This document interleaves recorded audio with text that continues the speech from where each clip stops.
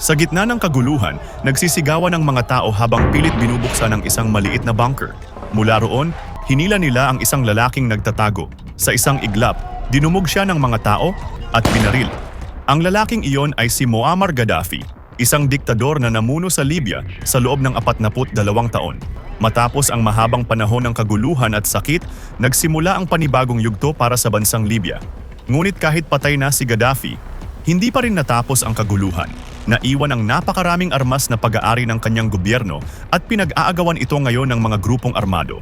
Dahil dito, tinuturing ang Libya bilang isa sa pinakamapanganib na lugar sa buong mundo. Maraming bansa na ang nagsara ng kanilang embahada at lumikas dahil sa takot sa mga militanteng pag-atake.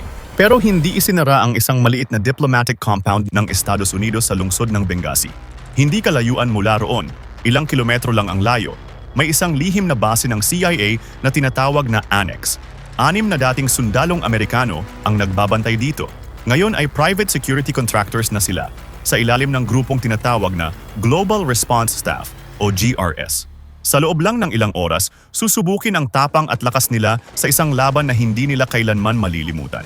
Maliligtas kaya sila? O madaragdag na lang ba sila sa mga napaslang sa kaguluhan ng Benghazi? Balikan natin ang kwento ng war action movie na 13 Hours The Secret Soldiers of Benghazi. Pero bago ang lahat, huwag kalimutang mag-like, mag-subscribe, at i-hit ang notification bell para hindi nyo ma-miss ang mga susunod na malulupit na movie recaps. Bagong dating sa Benghazi si Jack Silva, isang dating Navy SEAL.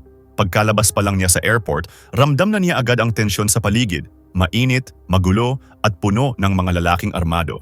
Sinundo siya ng kaibigan niyang si Tyrone "Ron" Woods, ang team leader ng GRS. Pagkita pa lang nila, agad siyang inabutan ng baril.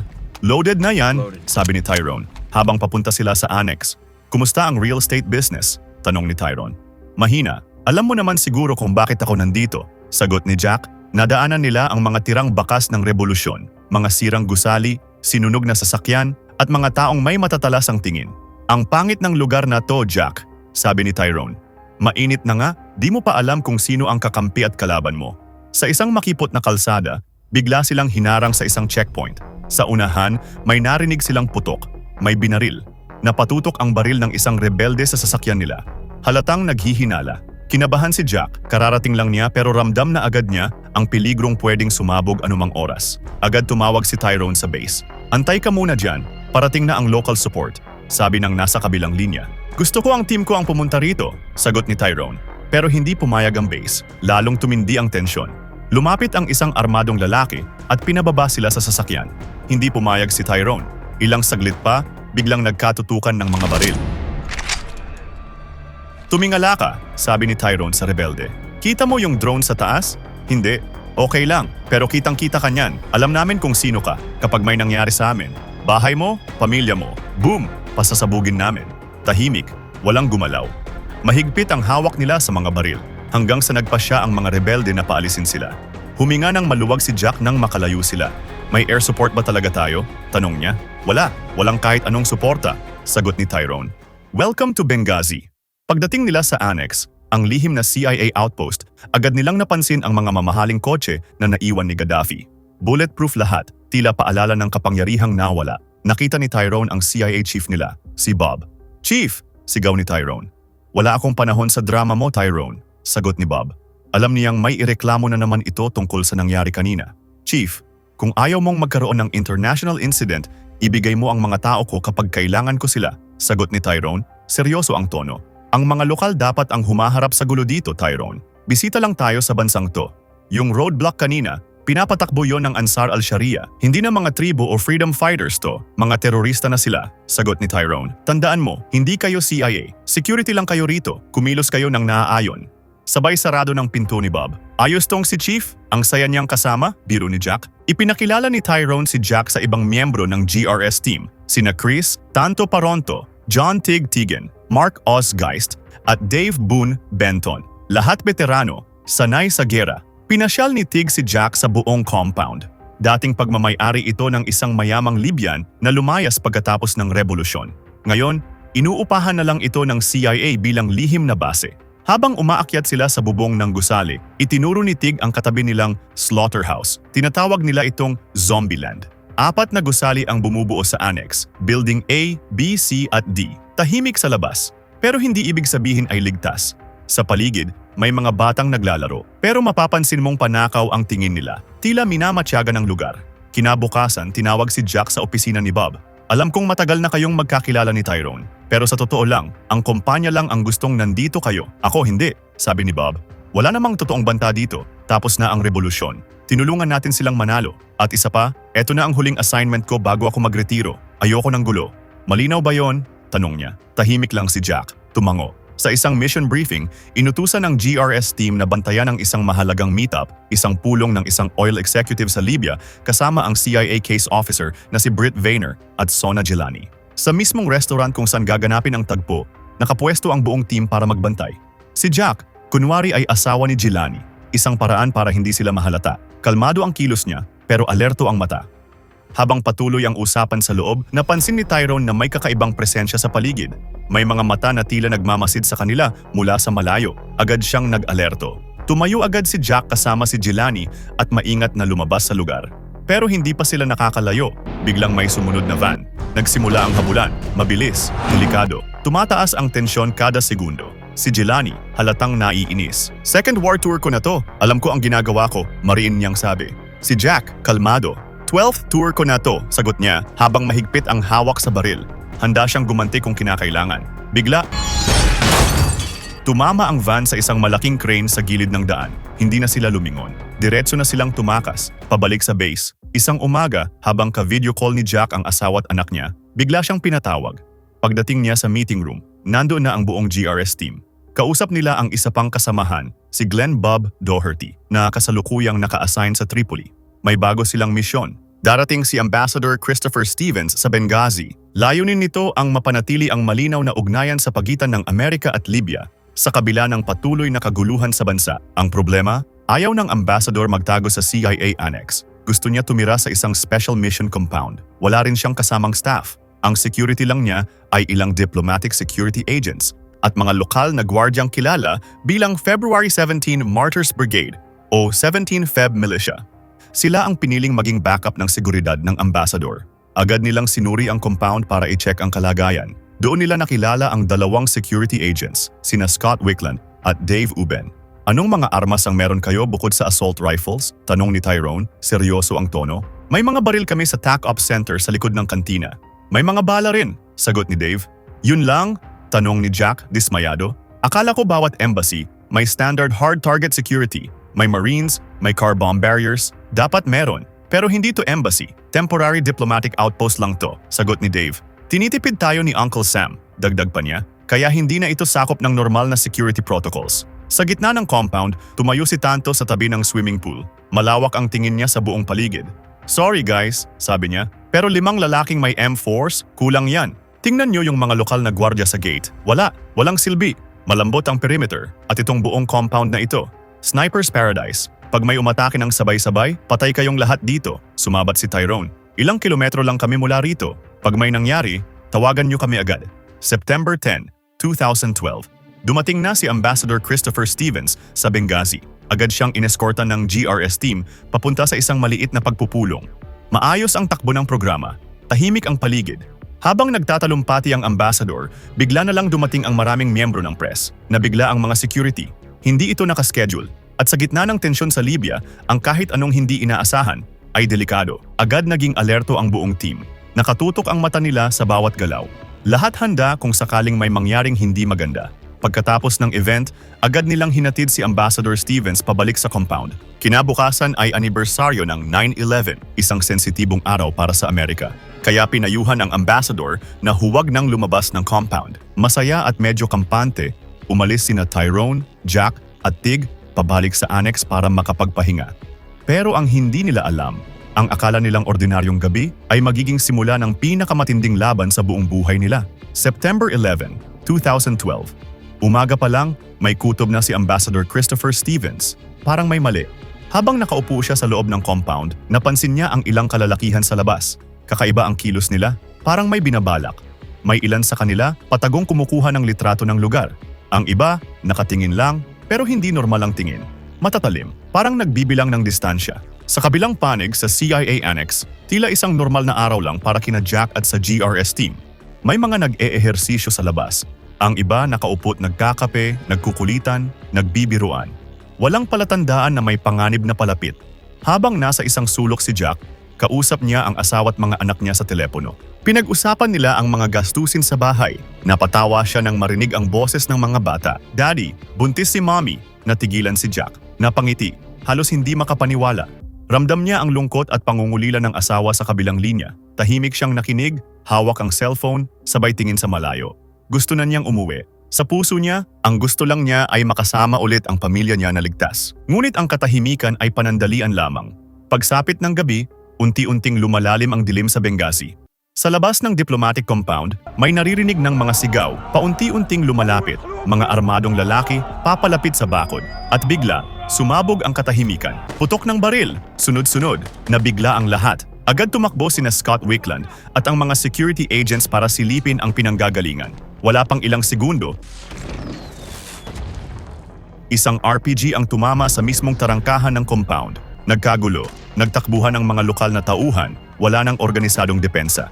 Inaatake na ang compound ng grupong kilala bilang Ansar al-Sharia, isang extremist militant group. Sa loob ng compound, mabilis na kumilos si Wickland. Agad siyang tumakbo papunta sa ambassador.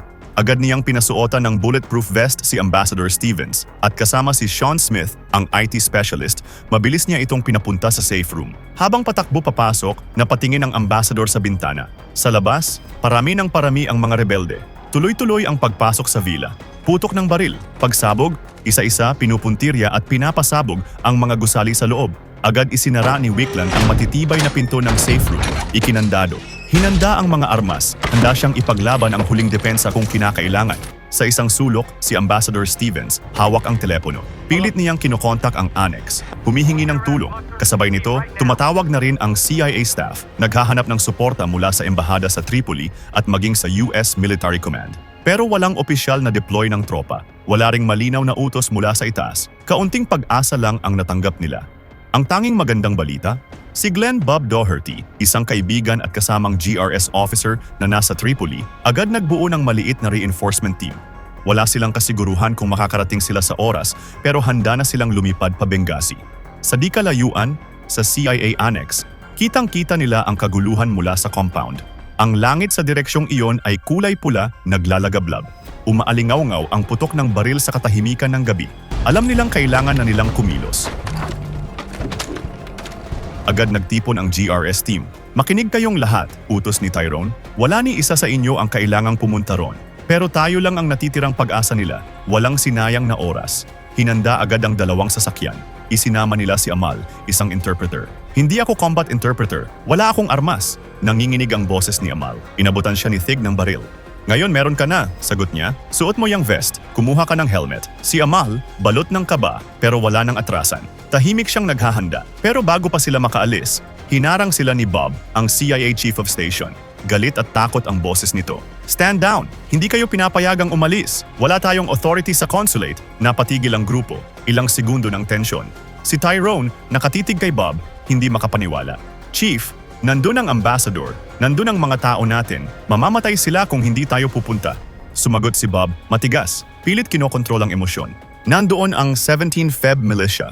At ligtas ang ambassador kasama ang kanyang security. Hindi kayo first responders. Kayo ang last resort." Balik sa compound. Habang nagtatago sa loob ng safe room sina Ambassador Stevens at Sean Smith, unti-unti nang nararamdaman ang bigat ng sitwasyon. Sa labas, naroon na ang mga rebelde, papalapit na, papasok na. Ramdam ang kaba, alam ng mga kalaban na matibay ang pinto. Bulletproof, hindi basta-basta mabubuksan. Kaya panandalian silang umatras. Huminga ng maluwag sina Stevens at Sean. Pero hindi pa tapos. Makalipas lang ang ilang saglit, bumalik ang mga rebelde. Ngayon, may dala na silang container ng gasolina. Plano na nilang sunugin ang buong kwarto. Mabilis na gumalaw sina Wickland, Sean at ang ambassador. Wala na silang ibang matakbuhan, kundi ang maliit na banyo sa loob ng safe room. At doon, sa isang iglap, tinapon ng isa sa mga rebelde ang lighter. Tumama ito sa gasolina. Agad kumalat ang apoy. Sumiklab ang paligid. Nagliyab ang mga dingding. Nagsimulang pumasok ang makapal na usok sa loob ng safe room. Halos mawalan na sila ng pag-asa. Pero kahit sa gitna ng dilim at apoy, patuloy silang naghahanap ng kahit konting paraan para mabuhay. Sa annex, lumapit muli si Tyrone kay Bob. Matigas ang tinig pero may bakas ng pagod at paninindigan. Chief, 20 minutes na kaming naghihintay. Hindi na to rescue mission. Suicide mission na to. Tahimik si Bob, hindi makasagot. Sumabat si Jack, diretso, walang paligoy-ligoy. Chief, isipin mong mabuti. Kapag nakuha ng mga rebelde ang compound, saan sa tingin mo ang susunod nilang target? Biglang natahimik ang paligid at doon nila narinig mula sa comms, mula sa radyo, "Annex, tulungan ninyo kami. Kung di kayo dumating ngayon, mamamatay kaming lahat dito." Isang hiyaw ng desperasyon. Ng pagmamakaawa, tumagos ito sa buong team. Hindi na nakapagtimpi si Tyrone. "Mount up! We're going! Let's go! Let's go!" Sigaw niya. Agad umalis ang kotse. Naging masalimuot ang labanan bago sila makarating sa compound. Sa daan pa lang, sabog na ang paligid, mga bala, RPG at sigawan. Pero makikita ang kasanayan ng mga GRS operators. To the right. Bihasa, mabilis, walang sablay, parang totoong Counter-Strike. Habang lumulusob, nakatagpo sila ng ilang miyembro ng 17 Feb Militia, pero halatang mga amateur. Hawak ang baril, pero hindi sanay sa giyera. Sa wakas, nakapasok na sila sa compound. Nasusunog na ang mga gusali. Makapalang usok. Pagdating nila, naabutan nila si Wickland, hingal, pawis at takot. Nagkahiwalay kami ni Ambassador.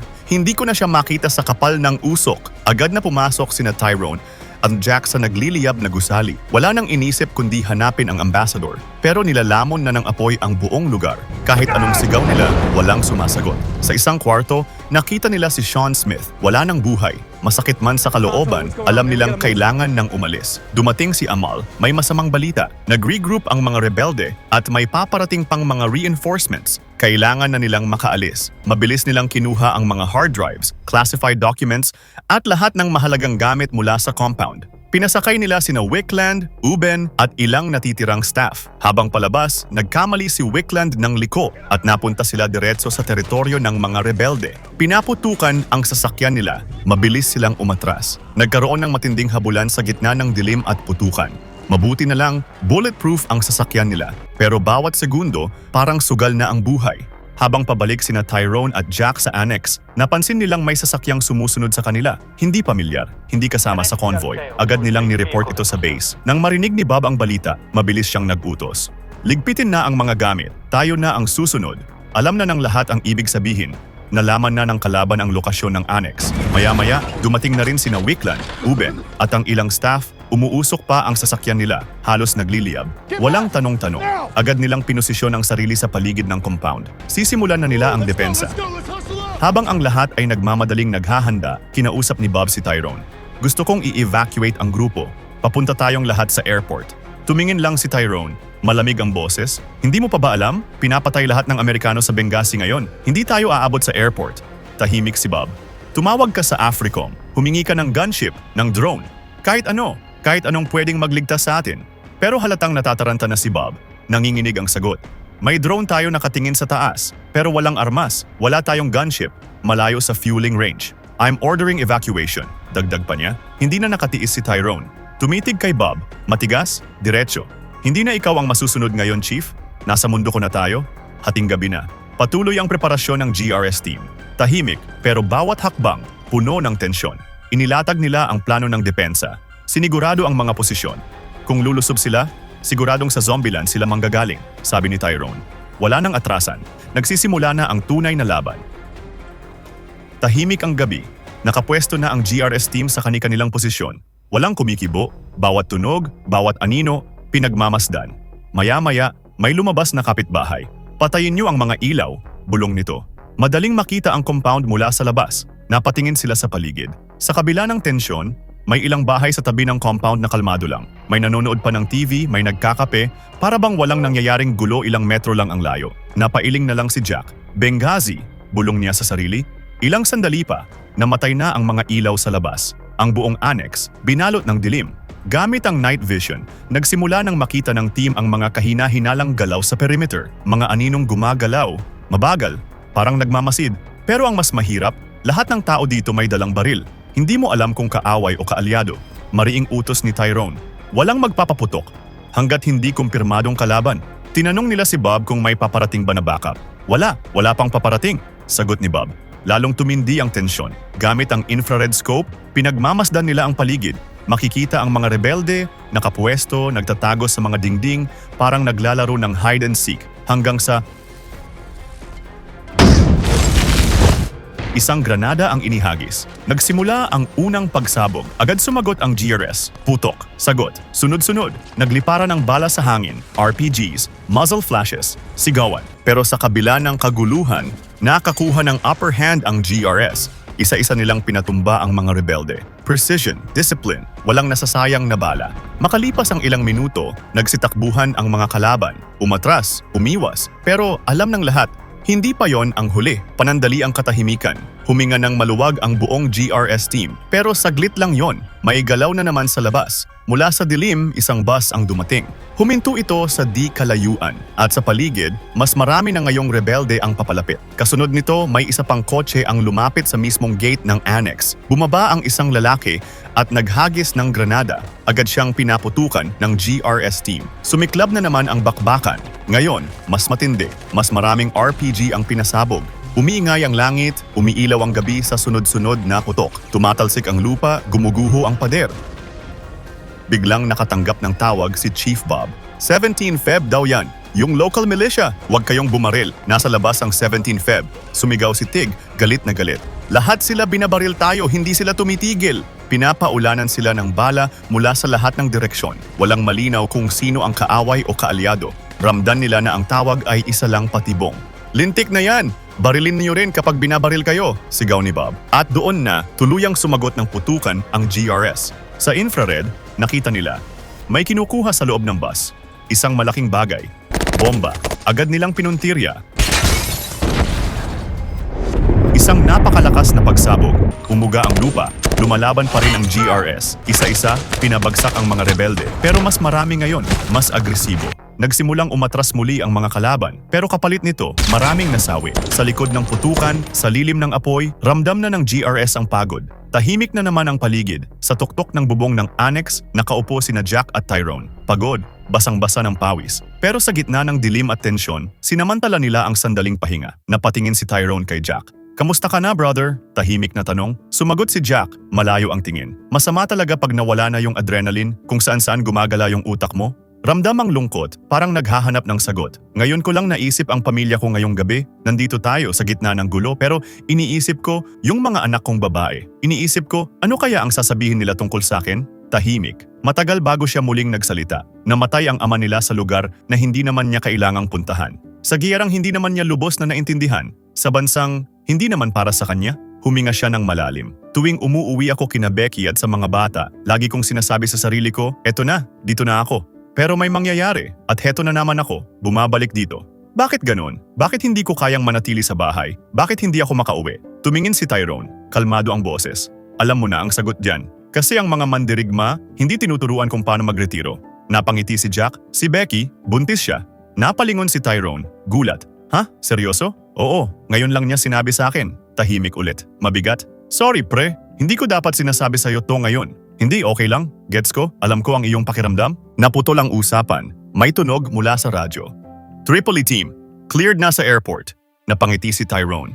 Sa wakas, isang saglit ng pag-asa pero agad din pinalitan ng lungkot. Kasunod ng magandang balita, isang mabigat na balita ang dumating. Nakumpirma na, si Ambassador Christopher Stevens. Natagpuang wala ng buhay sa likod ng villa.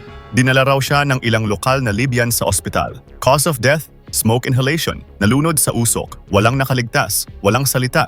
Walang gumalaw. Tahimik ang buong annex hanggang sa bumulong si Boone. Malungkot ang tinig. "Kung pumunta lang tayo agad nung tumawag sila, baka nailigtas pa natin siya." Walang sumagot dahil kahit alam nilang wala sa kanila ang may kasalanan. Ramdam pa rin ang bigat ng pagkatalo. Magumagana pero hindi pa tapos ang panganib. Biglang may dumaang sasakyan. "Chief, may paparating na kotse, 3 lalaki." Huminto sa front gate. Tumaas agad ang alert level. Kumilos ang lahat. Hawak ang baril. Lahat nakatutok. "May baril ba sila?" tanong ni Bob, kaba ang tono. "Pwede yung car bomb." "Wala, phone lang ang dala," sagot ni Tanto. Tahimik, lahat nag-aabang. Ilang segundo pa, umalis na ang kotse, pero hindi ito nagpapalubag sa loob ng team. "Baka ginagamit lang yung cellphone para i-mark ang coordinates natin," sabi ni Tyrone. Seryoso, bumalik muli ang katahimikan. Oras na ng dasal ng mga Muslim. Sa paligid ng annex, maririnig ang mahinahong himig ng panalangin, isang bihirang sandali ng kapayapaan sa gitna ng digmaan. Pero nang tumigil ang dasal, dumating ang Tripoli team. Sa pangunguna ni Glenn Bob Doherty, sinamahan sila ng ilang lokal na pulis. Nabuhayan ng loob sina Tyrone. Nagkita silang muli, kapwa pagod, pero buo. Ron, gusto ko sanang sabihin na tapos na, pero hindi pa, sabi ni Bob. Masyado tayong marami para lumikas ng sabay-sabay. Kaya mo bang panatilihing ligtas ang lugar na ito ng ilang oras pa? Tumingin si Tyrone sa paligid, sa mga kasamahan niyang basang-basa ng pawis, may mga sugat, pero nakatayo pa rin. Maswerte ako at kasama ko ang team na to. Magagaling ang mga yan, pero bigla na naman silang naalarma. Isa-isang nagsialisan ang mga lokal na pulis, parang may alam silang paparating. Doon nila narinig ang tunog na kinatatakutan ng lahat. Mortars! Incoming! Get cover! Sigaw ni Tanto. Sunod-sunod na pagsabog ang yumanig sa paligid. Tumama ang isang mortar malapit sa main building.